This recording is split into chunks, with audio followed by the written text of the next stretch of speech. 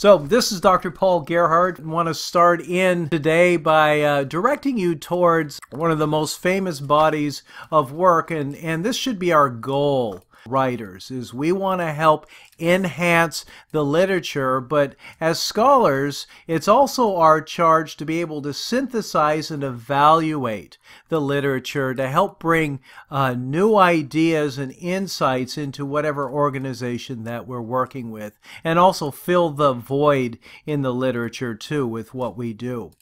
What we're looking at here is, you notice it's a table that talks about using Bloom's taxonomy, and even more so being able to distinguish the different levels, writers to reach the highest levels of writing, and that really has to do with synthesis and evaluation. As you look at each of these different levels, you'll notice that we probably are doing all of these on a regular basis, but being very, very clear that it should be our goal to reach for the highest levels, synthesis and evaluation, as we write, in order to distinguish us from people who are writing at lower levels. So it takes time to develop skill. Dave, I know that you as a martial artist probably didn't start out with the ability to handle conflict situations as well as you can handle it now. And what did it take for you to get good and achieve the success that you're at right now? Repetition, repetition, repetition. You got it. Yep. That really is the key to success in any organization. So recognizing where you are at and then recognizing what the masters are doing truly helps us take our skill level to the next level. You'll notice that at the synthesis level, we integrate and combine ideas, sources, and articles into making something new and a whole. So we can take a look at other industries and studies found in other industries and be able to evaluate for ourselves, is this applicable in different arenas? And if so, what other ideas can emerge from using this and combining with other materials? Draw together ideas into a thematically written research review. And so if we think about, even in our discussion questions, if we are aware of what the goal is of what we're writing about and researching, we should be able to scan the literature using the right combinations of words in order for us to help really illuminate how we can use the ideas of what researchers have found in new levels. But do recognize that the highest levels that we ultimately want to achieve, so it's your hard work and our clear standards that helps you meet our objectives of making your degree reputable. And APA writing is one of those things that we do in academia that helps distinguish a good program from a great program. Our writers should be able to think critically and be so familiar with the literature, what's in the literature, to be able to help clients or help your organization take what they're doing to next levels, because you have been very successful in being able to evaluate the material and other people's research out there, and so you know what tools are available and what bodies of knowledge are out there. This is a sample APA paper that I pulled down from what I think is probably the best APA website out there, and it's from Purdue University. And this is, I found it by Googling APA sample Purdue OWL, using that as a search term. And Purdue OWL's got a really wonderful tutorial to help people understand some of the nuances and be able to use it as a reference as they do writing. Go through and look at this document that's on the screen and be able to figure out what the author is doing. You'll notice the comments in green boxes and bluish purple boxes, what that's all about. You'll be able to use this sample to double check the work that you're doing. Take a minute and write this down. I really believe that good writing looks like a delicious sandwich. You've got a top piece of bread, you've got some cheese and some meat and some veggies, and then at the bottom you've got another slice of bread. And if you think about that packaging in that kind of visual sense, you could kind of look at a well-crafted paper the same way. Each paragraph really needs to feed the consecutive paragraphs. You know, give us an opening statement. Tell us what this paragraph is going to be about. That's the top piece of bread. The meat, cheese, and veggies are the examples. Almost every paragraph in a scholarly paper should have a citation in it. But in a paper, generally speaking, it's better if you have more than one resource and you don't make a statement of fact unless you are supporting it with the literature. And so when you're writing a scholarly paper, you have to kind of create an outline and say to yourself, where do I want to end up? What am I looking for? Then you go and you use the scholarly database to see if you can find articles that are related to that topic. You can use documents like Harvard Business Review, and that is not a scholarly peer-reviewed journal, by the way. You know, just because it's from Harvard University, it's scholarly, but it's not considered scholarly peer-reviewed. So as you're taking different classes, if your professor requires you to use peer-reviewed scholarly materials, the Harvard Business Review will not count as one of those. And that's a common problem that we see very often. But as we've talked about before, it takes other experts to validate the truth in what the writer has found. And not all documents that are published in the library databases meet that requirement. So that's the difference between peer-reviewed and just plain journal articles. So do be aware of that fact. But as you're reading through each of the documents that help illuminate key ideas to support whatever your thesis is, it will help connect you with other material, you know, and help kind of lead you down a pathway. Oh, I should be looking more into this topic. And so good paragraphs generally have at least one article to support it, but I highly, highly recommend that you you do some comparing and contrasting, and you're saying, likewise, this other author believes it too. So let's go through this document. There are 11 pages here. This is the cover page. What do you see here on the cover page? What stands out to you? What are you doing right? What could you be doing differently? Anything? I mean, you got your running head, which is, I think most people who've done APA know how that's set up. That's pretty simplistic, good, I think, to most people. But I know there's some specific measurements space-wise in that, in your title, your name, of course, the name of the university. Below that, that's something that I always have to look at, measurement-wise, space-wise. Sure. Yeah, very good point, Dave. The running head, you notice, actually has the word running head, and then it's all capital letters there in the running head. The title has first letters of each major word capitalized. Of and are not major words, so they're not capitalized. It's only double spacing between each line here. And so it's about, you had mentioned a certain amount of space. It's about 3/4 of the page down, so, or quarter of the page down, so, or 3/4 of the page up. So that's how you figure it. For our program, unless your professor says otherwise, you do not need the author note. Certainly for my class, you don't need the author note. So just having what the name of your paper is, our university name. The abstract, this is one that surprises me. People still have some problems with. This is page 2. Their cover page is page 1, and it no longer says running head, but you still have a running head that's all in caps. But what do you notice as far as spacing? You don't have the gap. I mean, you go straight into double spacing.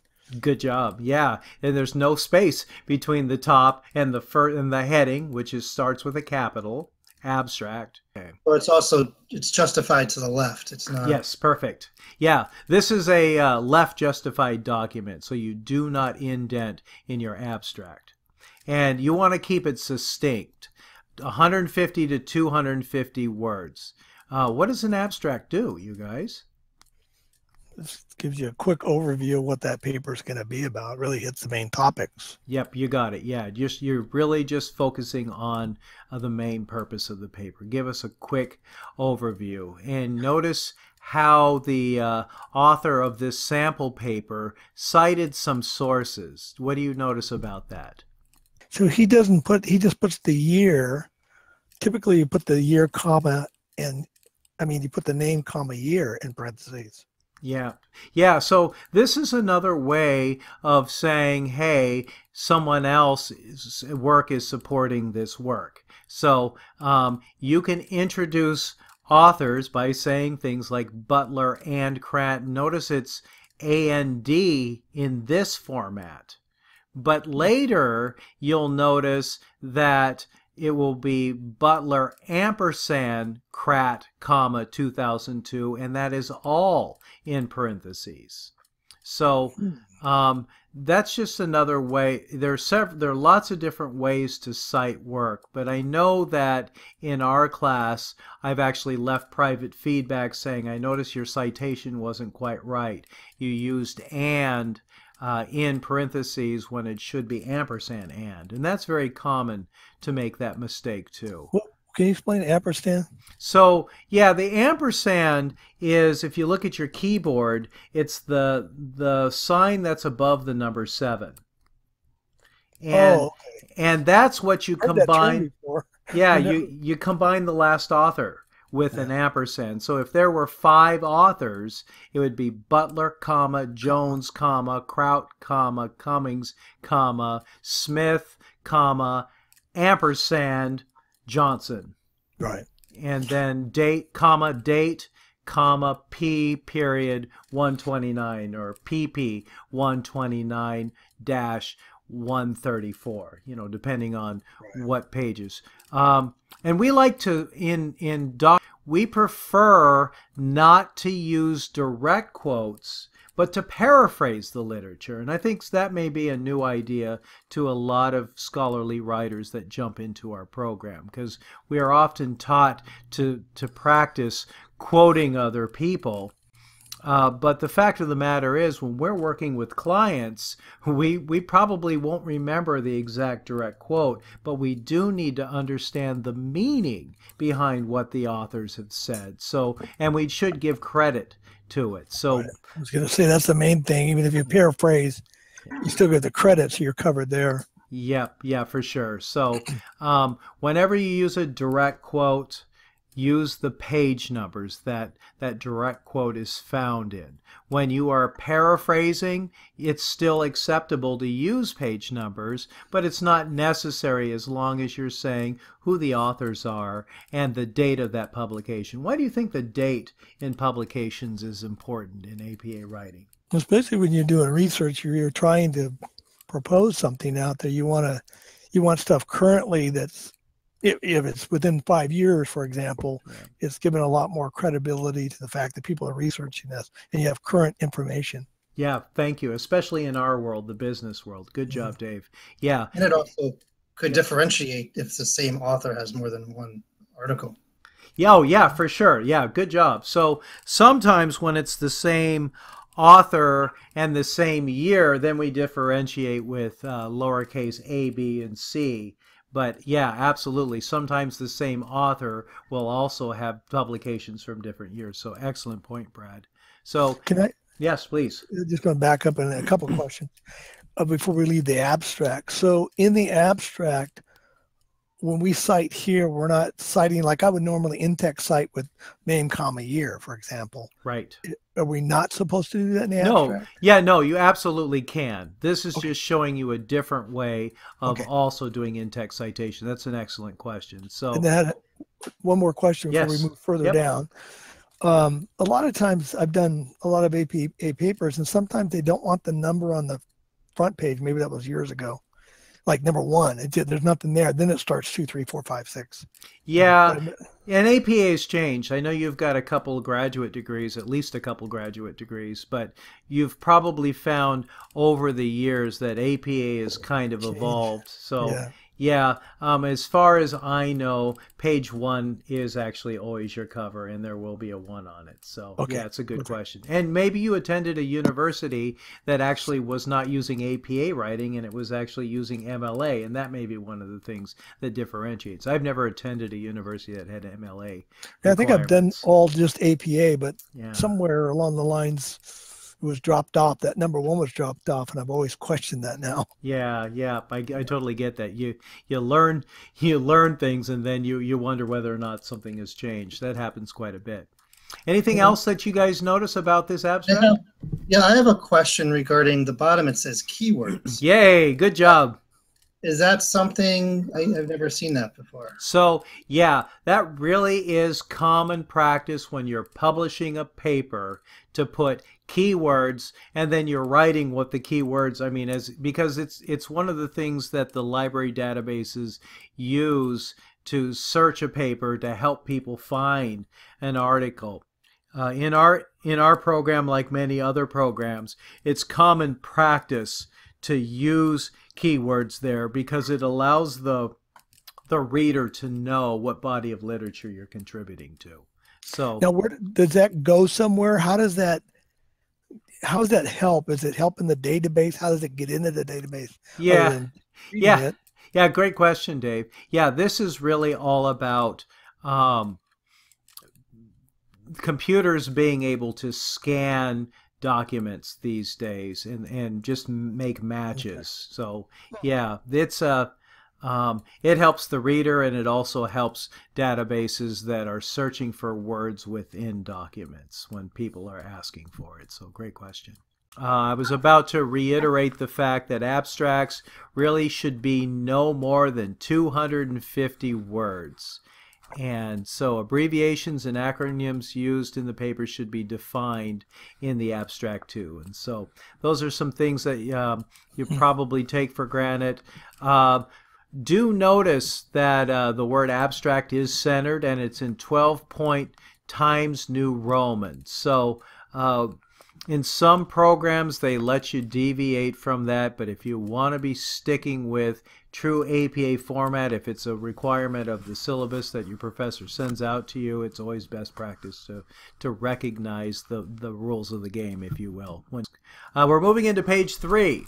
What do you guys notice in this sample paper that I put on the screen? A nice a good heading. You could certainly use the title of the paper as your heading. So good. And it is centered. So that is a level 1 heading. What do you notice about a level 1 heading, lady? Okay. So centered. Good. Perfect. Yeah. Bold. Anything else you notice? Double spaced.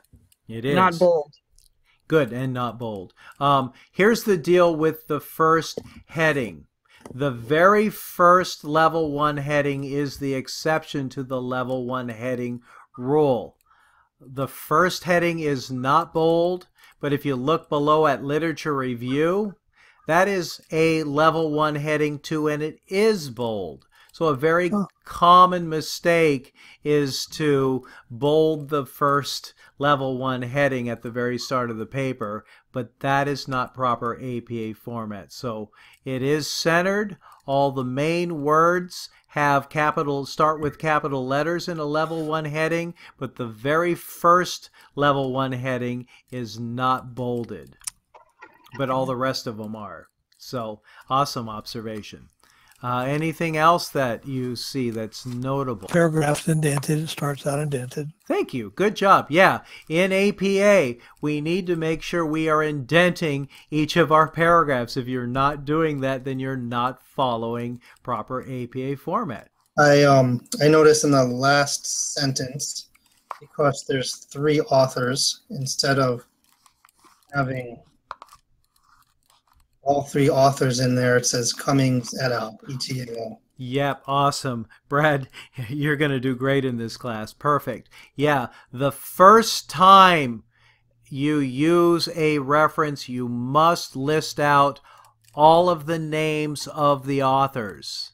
Then, if there are more than 3 authors, then you can use et al. In this format. So, good job. Great observation. So, some people are just using the first last name of an author, but it's not really authorized until you've actually listed all 3 authors out. So that is a common mistake in APA writing. So level 1 headings need to be bold except for the very first. So let's look at this second paragraph. You notice that it's Cummings et al. 2002. Supporting their ideas here with examples now. They're introducing the idea, and then they're building up on the idea. And I want to go back to my analogy of the sandwich.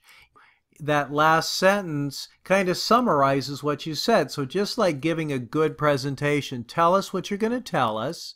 Give us the information, the facts, the supporting sample examples, and then tell us what you told us and tie it in to the next section. So think of a sandwich. You know, it's delicious. The top and the bottom look kind of very similar, and the ingredients are kind of eclectic, and they have some things that are related to what you told us you were going to tell us. So does that analogy work for you guys, the making a sandwich? Right. I'm getting hungry, though. But I know. Sorry about, yeah, we're having a dinner situation. Do pay close attention to really reading the comments on what makes a good APA paper and how to meet the requirements. What else do you guys see here that's worth noting? There's a note here in the blue. There are in-text citations that are direct quotes should include the authors, names, the publication year, and page numbers. If you are paraphrasing a source, APA encourages you to include page numbers. So do notice the spacing. I guess that's really what I want you to know. There's a space after a comma, and generally speaking, a space after a period, unless it's a period and comma. Then the period and comma go together, but then there's a comma. So it should look like this. Smith, comma, space, 2009, comma, space, P, period, space, 76. If it's multiple pages, it would be Smith, comma, space, 2009, comma, space, P, period, space, 76-79, end parenthesis. okay. So, yeah, do pay attention to spacing. Those little details. Very often we see people in our program forget to put a space after a period, like for the page number. So, and then sometimes people are using PP when there's only one page that's being cited. So do pay attention to when you use PP and just P. So those are all about formatting. Yep. I noticed on here, on the OWL template, there's no table of contents. Oh, yeah, good point. For this type of paper, it's an 11-page paper, really not necessary. But when you are writing your dissertation, I definitely need to have a table of contents. So table of contents are generally for much longer papers where you're covering a lot of different areas for a paper. But in our program, when you're writing a term paper, unless your professor asks otherwise, you do not need a table of contents. But you'll notice that our syllabi are very specific on what we're looking for in grading criteria. We want you to meet those expectations, and that's why we're very specific about it.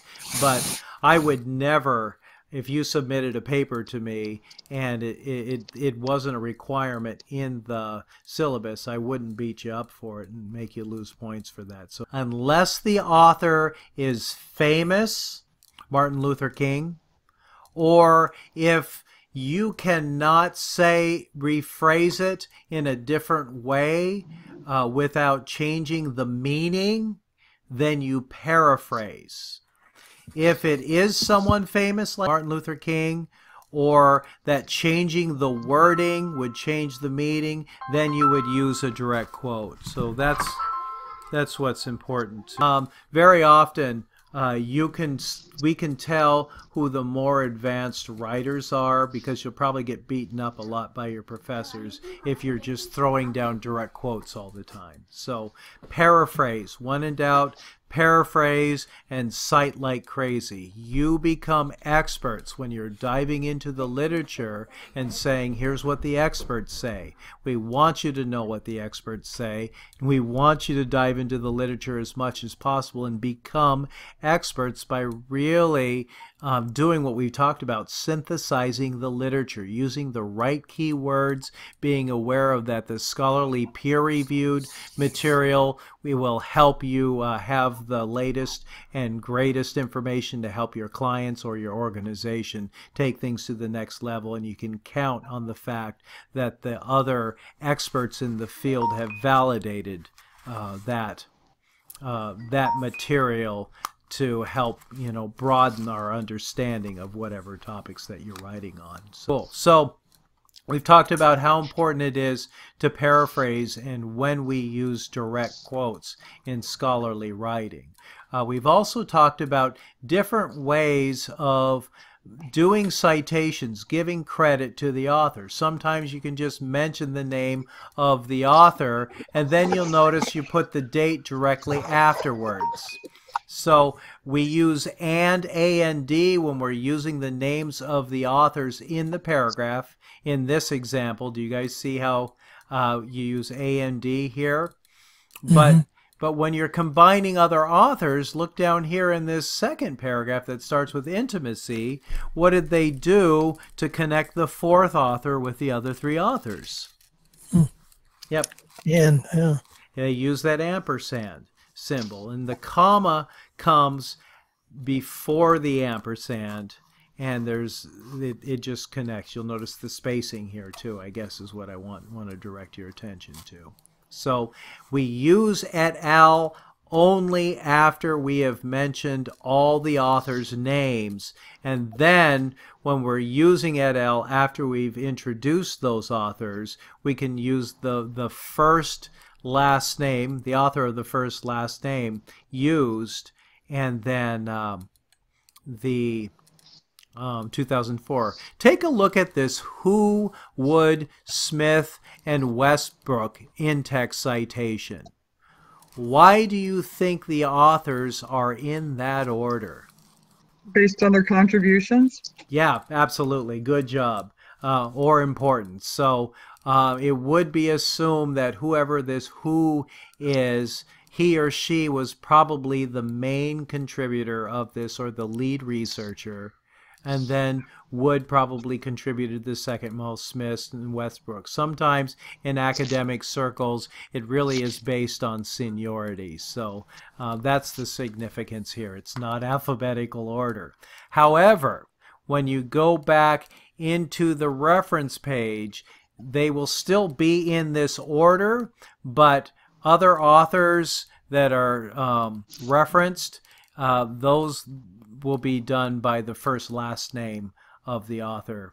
We'll go and take a look at that as we get through. So use an appendix to provide brief content that supplement your paper but is not directly related to your text. So very often you are simply just helping add value without actually taking up space within your paragraph. So a lot of times people want to, you may say something where people goes, that's interesting, I wonder what that means, or why the author is using this particular thing. And then because you've cited see Appendix A, they could go back to the back of the paper, look in the appendix section and go, oh, this is how it works in context. I can see how it relates to this, and I can see how it's applicable in other arenas too. So, yeah, an appendix is a really cool way of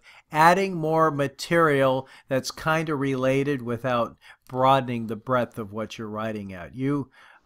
Good writing is succinct. You're not just writing to fill up pages of paper. You are focusing on proving a theory or helping illuminate a phenomena that's taking place. And so you want to be as succinct as possible, but it's very want to make sure that you're scouring the literature and you're covering the literature related to your topic in a way that makes sense. Take us down a pathway that leads us to the conclusion that a phenomena is what it is. You know, help us understand by comparing and contrasting ideas and showing what different authors have found in their research or what they believe in their writing. An interesting note is that according to Jones or whatever author, such and such is this and that. Be very aware of saying comments like Jones says. If he's not saying it exactly and you're paraphrasing it, it's what he apparently believes. So according to Jones, it appears that he believes that. Do notice that we avoid in APA writing using first-person pronouns. It's not even a good idea to say, according to the author, and you're referring to yourself just in order to meet APA expectations. You just say it as an expert. You say things like, big dogs like going on walks. If you believe that big dogs like going on walks, you don't say I believe this or I had an experience when this happened. You make a statement as a matter of fact when it is something that you've experienced. And then you do things like say Cummings, Kraut, and Keisler also believe that this, or a study done by Keisler and Johnson illuminated key articles that help us to believe that this phenomena is true. Does that make sense? Mm-hmm. So, yeah, if you make a statement of fact, you've got to find something in the literature that helps say you're not the only one that's found this. There are other authors that have done this. And so support your ideas if you're making statements of fact that happened. But do not say any of the pronouns. Notice that these paragraphs don't take up full pages. That's another common mistake that I see. Be very, very clear that paragraphs are left justified, they're indented, and they're very, very succinct. You don't drag on for multiple topics in a paragraph. You introduce a topic, expound on the topic, then introduce the next paragraph, and then move on with that. And try to be as succinct as possible. It's not about writing as many pages as you possibly can by droning on. It's about really helping us understand what the literature says about whatever phenomena that you're writing on. Do a good best practice for every class that you take really is to ask yourself, did I run on in these sentences? Does this paragraph just cover the same topic, or is it multiple topics? And is it free of grammar errors? Good scholarly writing gives examples. You're making sure that the sentences are tying together, that you come back with a fresh set of eyes and you read it out loud and ask yourself, did I give an example of this? Did I support it with the literature? Is my grammar correct? Is my writing succinct? Does it make sense? Do my paragraphs flow well, and am I taking people down a path, or am I taking them down a zigzag path where I'm coming back and going forward and going back and then taking 2 steps forward? Don't do that. Walk them down the road so that at the very end people go, wow, that paper made sense. I really get that the first paragraph that told me that we were going to talk about this phenomenon, the value that it has to me. Now that I've done reading it, I can apply the concept, or it left me wanting more, or it gave me an action that I can help someone else understand related to the study or the literature. So really take I double dog dare you to go into the scholarly reviewed articles. Click the button on scholarly reviewed articles and take a look at it as if you were studying what did this writer do well. And you'll notice how they introduce concepts, how they support ideas from the literature, and how they end things. So we're running close on time, and I'll be happy to answer any questions that we have, but you'll notice on page 6 that we have a level 1 heading and a level 2 heading. Paragraphs, generally speaking, have more than one sentence in them. So introduce your idea in the first sentence, support it in the second and third paragraphs. Level 1 headings are centered and bold, and major words are capitalized. Level 2 headings are left justified, and they're related to supporting level 1 ideas. So you'll notice that limitations of the study are related to the discussion, but it's a subcategory that supports the discussion. You'll also notice this level 3 heading. And level 3 headings are a little bit trickier because only the first letter of the level 3 heading is capitalized. Notice the second word is not. It's all bold, and it ends in a paragraph. But it works just like a level 2 heading in that it supports a level 2 heading, you know, the superior heading. So that technical limitations is a subcategory of limitations of the study, and that's why that's a level 3. Do you guys get that concept? So yeah, I've never noticed that. That's something interesting. It's a partner, and I like to think of it as level 1, the parent, level 2, the oldest child, the supporter of the parent of ideas, and then level 3, the youngest child. And so generally speaking, in our papers, we won't go beyond level 3, but there are level 4 and 5 headings to be aware of. But generally speaking, we don't go that far in depth, but they are subordinate to each other. So if you do a level 1 heading and do a level 3 paper, do you think I'm going to be smiling at you? No, I'll probably be using your name in vain behind your back. So that's my sense of humor. But in order to have a level 3 heading, you first have to have a level 2 above it. In order to have a level 2 heading, you have to have a level 1 above it. And so it works just like computer programming. You can't get to step 2 without having step 1. You'll notice that this author does a really good job of supporting, or they do a really good job of supporting their limitations with lots of level 3 ideas.